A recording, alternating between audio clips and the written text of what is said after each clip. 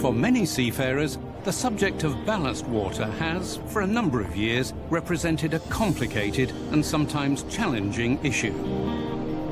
That ships manipulate ballast water for trimming and stabilization has long been a necessary and accepted practice. But over the last 25 years, environmental issues have taken an increasingly higher profile.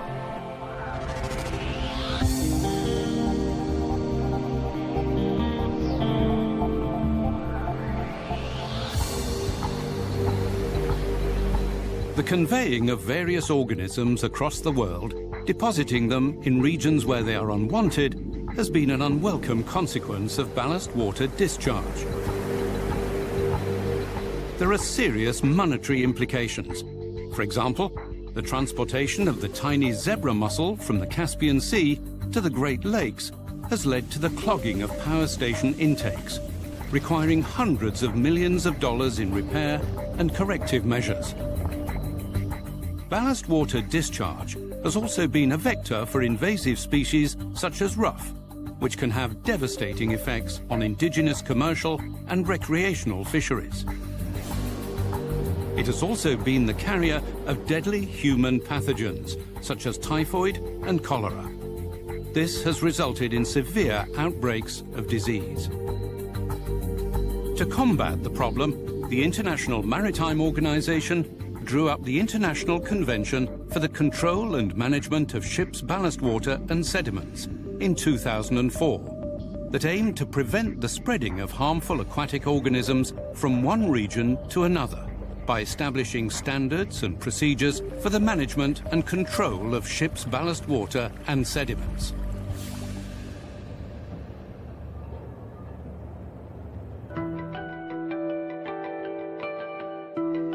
The convention came into force on September the 8th, 2017. It specifies two standards, D1 and D2, that ships must meet in order to comply with the convention, with D1 eventually being phased out in favor of D2. Meeting D1 requires ballast water exchange, 95% volumetric exchange, or pumping through 3 times the volume of each tank. Meeting D2 needs a ballast water treatment system approved by the administration, which treats ballast water to the required standard.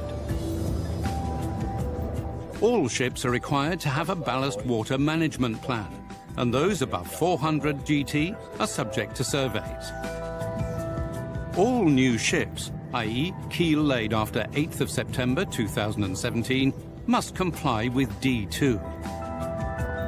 The compliance date for existing ships will depend on the timing of their next International Oil Pollution Prevention Certificate Renewal Survey.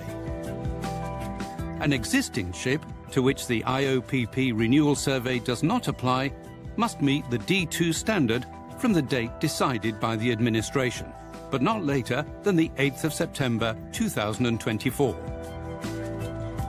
The USA has its own legislation on ballast water, and vessels trading or planning to trade in the USA should make sure they are compliant with the relevant requirements.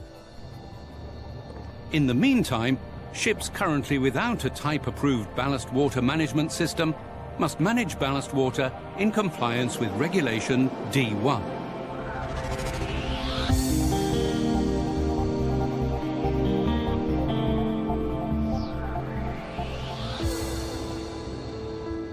Ballast water exchange has 3 methods: flow-through, dilution, and sequential.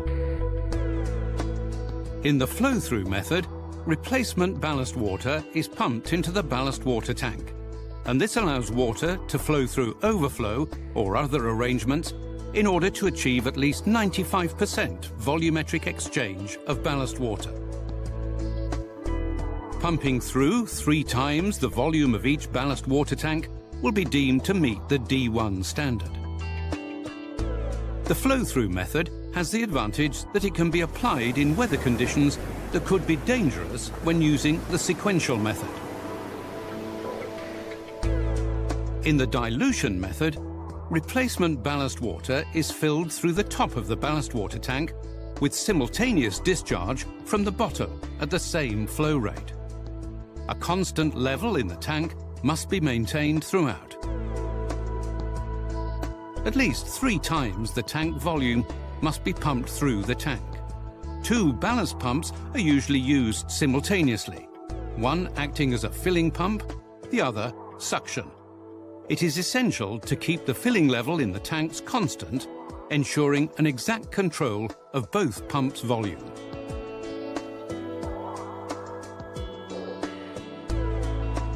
In the sequential method, each ballast water tank is first emptied and then refilled with replacement ballast water to achieve at least a 95% volumetric exchange. All of the ballast water in each tank must be discharged until suction of the pumps is lost. Otherwise, when the tank is refilled with new water rich in oxygen, this could allow the re-emergence of new organisms.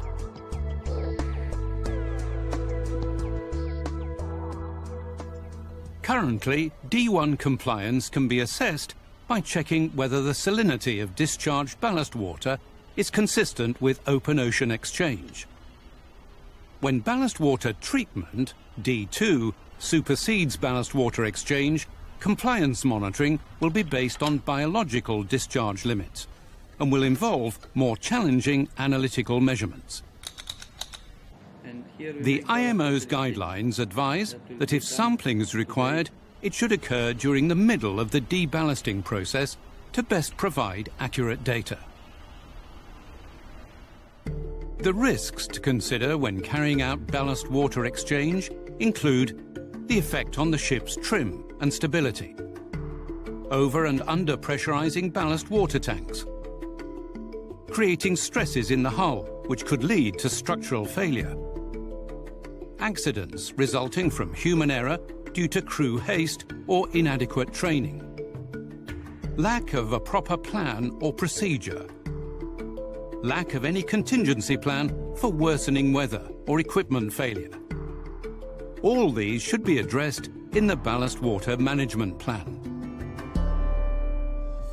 When carrying out ballast water exchange, all procedures must be logged in a ballast water management record book. The record book can be requested by a port state control officer at any time during an inspection. As D2 compliance comes into effect, ballast water exchange will be phased out, leaving ballast water treatment as the only option.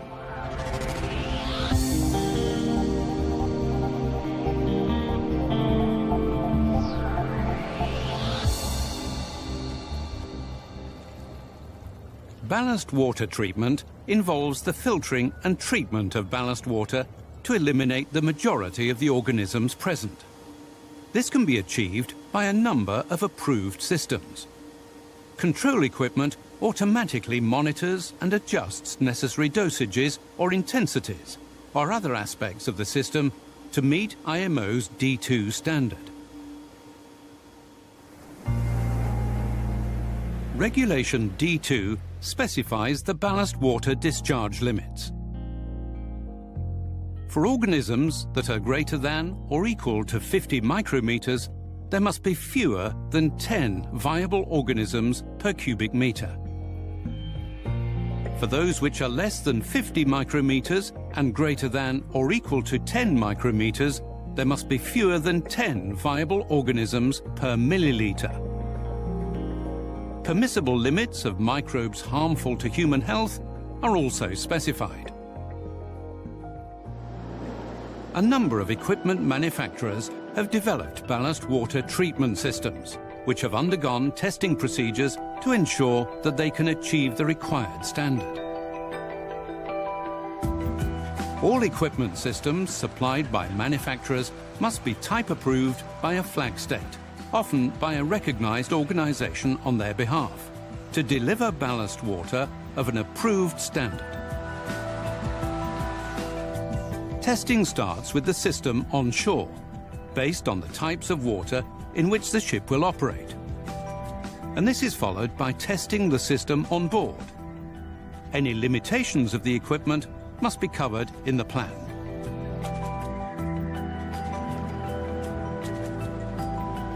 US testing protocols are slightly different. The US Coast Guard has approved some systems and has given some other type-approved systems the status of an alternative management system, AMS, which can be used in US waters for a period of 5 years after the US Coast Guard implementation date for the specific ship. Individual US states may also implement their own regulations. The majority of systems comprise 2 stages of treatment. The first one usually being separation. Separation aims to remove any solid material and larger organisms from the ballast water. If filters are used, the holes or pores in the filter are smaller than the size of the sediment or organism. Most filter systems are cleaned automatically by a back flushing process. Other separation methods include sedimentation, allowing the solids to settle by virtue of their own weight, or by using a hydrocyclone which operates by centrifugal force. The next stage is usually disinfection, although some technologies allow for this to be done without separation first. The aim is to disinfect ballast water either by a number of different chemical treatments or by a range of physical treatments. Chemical treatments can involve chlorination by adding chemical compounds, electrochlorination, where the chlorine is generated by electrolysis, or use of other biocidal compounds. Physical methods include irradiation with ultraviolet light, ultrasound, cavitation, or deoxygenation to asphyxiate the organisms. Where the water has been chemically treated, it may be necessary to neutralize it as the ballast is discharged, to avoid harmful effects on organisms where the ship's ballast is being discharged. Chemicals supplied for ballast water treatment must be handled and stored carefully in accordance with the material safety data sheet, so as to avoid any health hazards for the crew. Manufacturer's instructions should be followed carefully and appropriate PPE selected. There may also be risks to crew associated with other treatment processes, such as UV irradiation.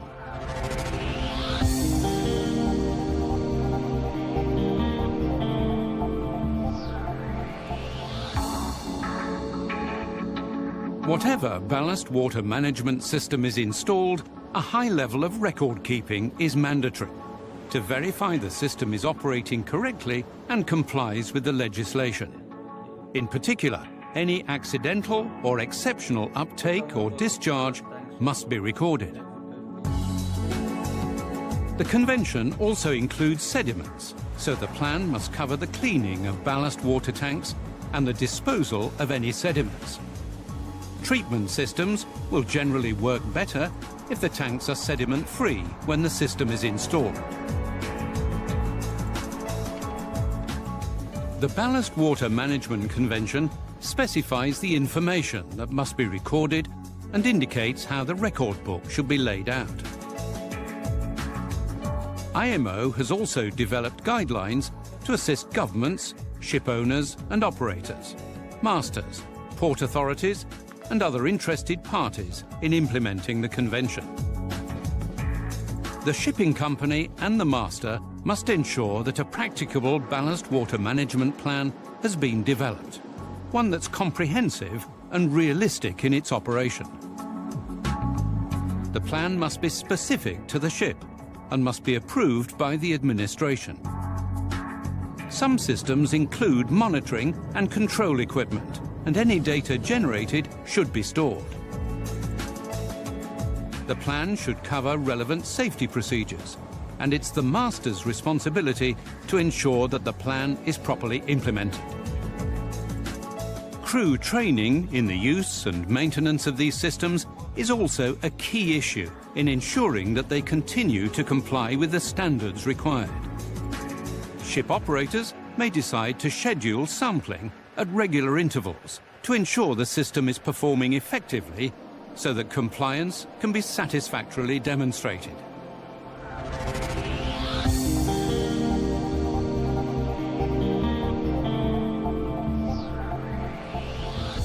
Ships may be subject to inspections by port state authorities to determine whether they comply with the BWM Convention's requirements. Inspectors may check that the ship has a valid International Ballast Water Management Certificate and has an approved ballast water management system and approval certificate. If the type approval certificate issued is based on approval from another administration, a copy of this should be on board. There must be accurate records, including the Ballast Water Management Plan and Ballast Water Record Book, showing correct operation and maintenance of the ballast water management system. Back to auto sequence. A designated officer responsible for ensuring that the ballast water management plan is being carried out. Stop the pump.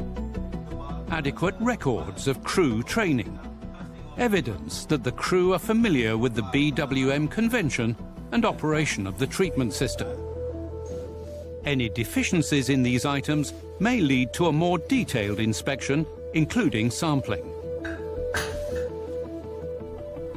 Samples taken during testing of BWMS are likely to contain a wide range of organisms, varying greatly in size and susceptibility to damage from sampling and analysis.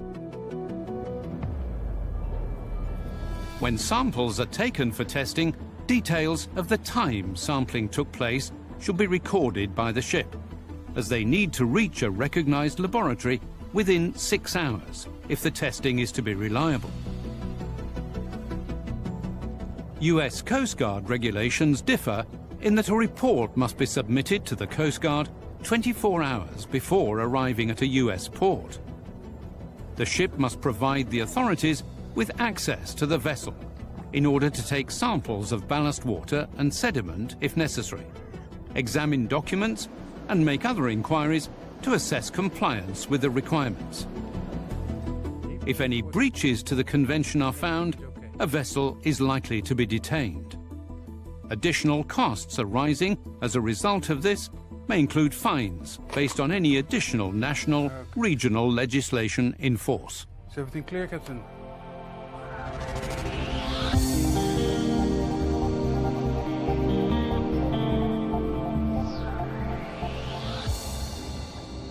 Key points to remember are: the dates for compliance vary according to construction date and IOPP renewal dates. Make sure you are clear when your ship must be compliant.